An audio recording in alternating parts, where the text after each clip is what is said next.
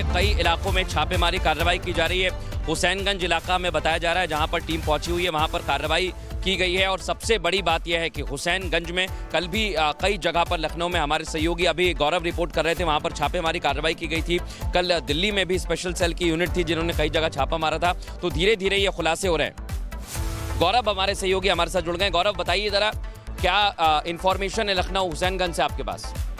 देखिए, बिल्कुल आपको बता दें, कल जिस तरह से ब्लास्ट के बाद से ही लगातार जो यूपी एटीएस है वो एक्टिव मोड पर थी। इसके साथ ही कई ठिकानों पर छापेमारी की गई यूपी में ही। और बात लखनऊ की जाए तो अब तक लखनऊ में 3 से 4 ऐसे ठिकाने जहां पर छापेमारी की गई। इस वक्त हम मौजूद है आईएम रोड पर और बता दें यहीं पर डॉक्टर परवेज है जिनके घर पर छापेमारी की गई। लगभग 5 से 5.5 घंटे यहाँ पर टीम रुकी है, पूरे घर में जांच पड़ताल करी और कई जरूरी दस्तावेज भी यहाँ से लेकर गई। इसी के साथ अब लखनऊ के जो हुसैनगंज इलाके से भी खबर आ रही है कि वहां पर जो एटीएस की टीम है उन्होंने रेड करी है। इसी तरह से तमाम जो ठिकाने हैं जहां पर इनपुट्स मिले थे एटीएस को, वहां पर एक के बाद एक लगातार जो रेड है वो की जा रही है। ये वही गाड़ी है जिसको डॉक्टर परवेज खुद यूज करते चलने के लिए। खास तौर पर डॉक्टर का साइन बना हुआ है, क्योंकि कहीं ना कहीं जो कनेक्शन है वो निकल के इनके फरीदाबाद से सामने आ रहे थे, जिसके बाद से ही सुबह तकरीबन 6:30 बजे जो एटीएस की टीमें थी वो यहाँ पर पहुंची। आपको बता दें जम्मू पुलिस की 2 गाड़ियां थी, यूपी एटीएस की 3 गाड़ियां थी और यूपी पुलिस की 2 गाड़ियां थी। जांच के समय की बात करें तो लगभग 40 से ज्यादा जो एजेंसीज के लोग थे वो यहाँ पर मौजूद थे और उसके साथ जो यहाँ पर इनका घर था उसका ताला तोड़ा गया, उसके बाद अंदर गए हैं और 5-5.5 घंटे पूरी जांच करने के बाद ही यहाँ से जो टीम है वो गई है और टीम ने अपना जो ताला है वो भी यहाँ पर लगा दिया गया है। किसी को भी अब यहाँ पर अंदर जाने की अनुमति नहीं है। फिलहाल इलाकाई लोगों से जब बात की तो उनका साफ तौर पर ये कहना था कि सुबह जाते थे और रात में आते थे, इलाके में लोगों से ज्यादा मतलब नहीं रखते थे। एक देखिए अंदर बाइक भी मौजूद है, मैं आपको तस्वीरों में दिखाऊं, ये बाइक मौजूद है अंदर, जिसका नंबर है यूपी 32 CA8537। डॉक्टर का साइन बना हुआ है, इसकी जो नेम प्लेट है उस पर भी। तो इसी घर में सुबह छापेमारी के बाद मैं आपको तस्वीरों में दिखाना चाहता हूँ, एक बार अंदर की तस्वीरें दिखाऊं कि देखिए अंदर यहाँ पर ही जो टीम है वो गई थी। उसके बाद एक एक करके जो रूम्स हैं उनके ताले तोड़े गए थे। उसके बाद यहाँ पर जो जांच है वो की गई थी। उसके बाद यहाँ से अहम दस्तावेज लेकर के टीम यहाँ से गई है। सूत्रों की माने तो लैपटॉप भी एक मिला है और उसके साथ ही कई अन्य जो कागजात है वो यहाँ से लेकर के टीम रवाना हुई है। इसके बाद ही अब हुसैनगंज से अपडेट था कि हुसैनगंज में टीमों ने अभी वहां पर रेड की है और उसके साथ ही लखनऊ के कई अन्य ठिकानों पर भी जो रेड है वो लगातार जारी है। Back to you.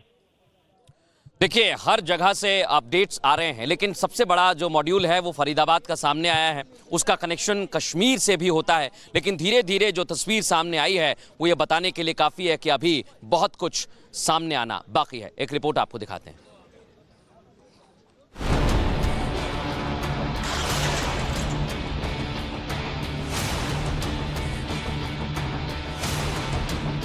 घाटी में जैश का नया टेरर मॉड्यूल।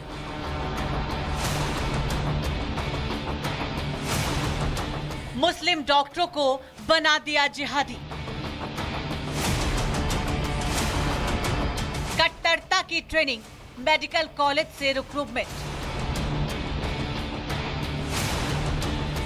फरीदाबाद में 3000 किलो घातक विस्फोटक बरामद होने के बाद चंद घंटों के भीतर लाल किले के सामने कार बम धमाका हो गया।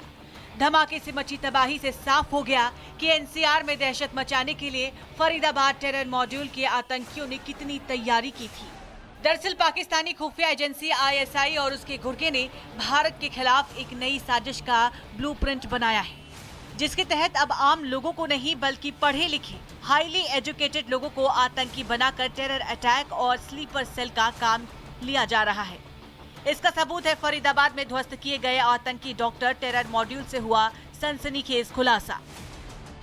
फरीदाबाद टेरर मॉड्यूल में 3 प्रोफेशनल डॉक्टरों के नाम शामिल हैं। आतंकी उमर, मुजमिल और आदिल के पास एमबीबीएस और एमडी जैसी डिग्री है।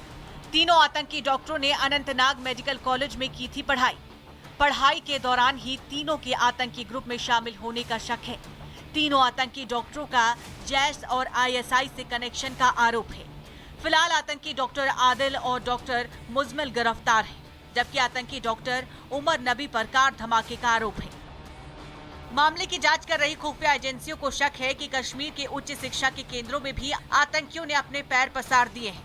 एजेंसियों के सामने अब सवाल है कि ये प्रोफेशनल डॉक्टर होने के बाद भी तीनों घाटी से बाहर आकर काम करने के पीछे कोई खास एजेंडा तो नहीं था। क्या घाटी से बाहर आतंकी नेक्सस स्थापित करने के लिए कर रहे थे तीनों नौकरी? क्या साजिशन सहारनपुर में आदिल ने अस्पताल में की नौकरी? क्या फरीदाबाद में उमर और मुजमिल की नौकरी करने के पीछे एक चाल थी? क्या पेशे की आड़ में दूसरे डॉक्टरों को भी आतंक के लिए कर रहे थे प्रेरित? क्या लखनऊ की महिला डॉक्टर शाहीन को भी इसी तरह से आतंकी कारकश का हिस्सा बनाया गया था? आमतौर पर पेशेवर डॉक्टर, इंजीनियर या प्रोफेसर कोई भी आतंकी गतिविधियों में शामिल होने का शक नहीं करता, इसलिए जैस पर इस तरह की आतंकी नेटवर्क बना रहा है। फरीदाबाद आतंकी मॉड्यूल के भांडाफोड़ होने के बाद कश्मीर में लगातार धरपकड़ और छापेमारी की जा रही है।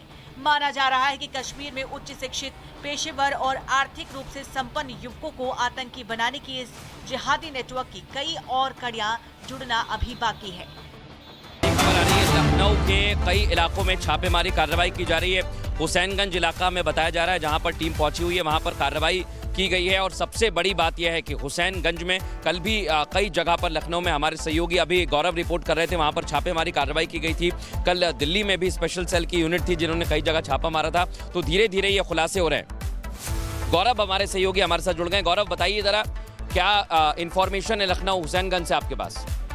देखिए, बिल्कुल आपको बता दें, कल जिस तरह से ब्लास्ट के बाद से ही लगातार जो यूपी एटीएस है वो एक्टिव मोड पर थी। इसके साथ ही कई ठिकानों पर छापेमारी की गई यूपी में ही। और बात लखनऊ की जाए तो अब तक लखनऊ में 3 से 4 ऐसे ठिकाने जहां पर छापेमारी की गई। इस वक्त हम मौजूद है IIM रोड पर और बता दें यहीं पर डॉक्टर परवेज है जिनके घर पर छापेमारी की गई। लगभग 5 से 5.5 घंटे यहाँ पर टीम रुकी है, पूरे घर में जांच पड़ताल करी और कई जरूरी दस्तावेज भी यहाँ से लेकर गई। इसी के साथ अब लखनऊ के जो हुसैनगंज इलाके से भी खबर आ रही है कि वहां पर जो एटीएस की टीम है उन्होंने रेड करी है। इसी तरह से तमाम जो ठिकाने हैं जहां पर इनपुट्स मिले थे एटीएस को, वहां पर एक के बाद एक लगातार जो रेड है वो की जा रही है। ये वही गाड़ी है जिसको डॉक्टर परवेज खुद यूज करते चलने के लिए। खास तौर पर डॉक्टर का साइन बना हुआ है, क्योंकि कहीं ना कहीं जो कनेक्शंस है वो निकल के इनके फरीदाबाद से सामने आ रहे थे, जिसके बाद से ही सुबह तकरीबन 6:30 बजे जो एटीएस की टीमें थी वो यहाँ पर पहुंची। आपको बता दें जम्मू पुलिस की 2 गाड़ियां थी, यूपी एटीएस की 3 गाड़ियां थी और यूपी पुलिस की 2 गाड़ियां थी। जांच के समय की बात की तो लगभग 40 से ज्यादा जो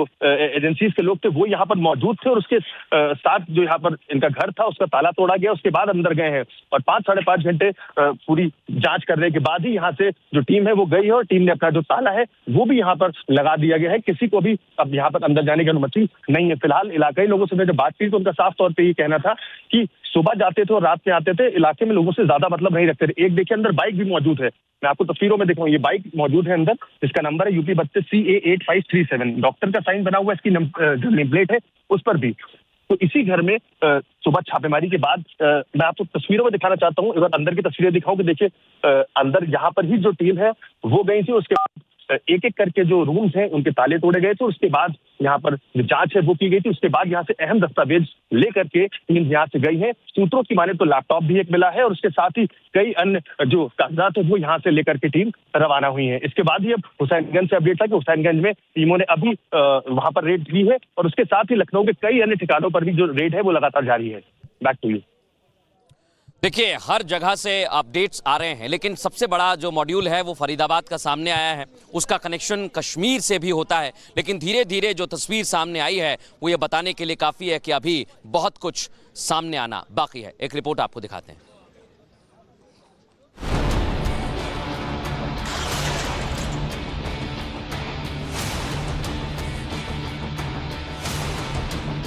घाटी में जैश का नया टेरर मॉड्यूल।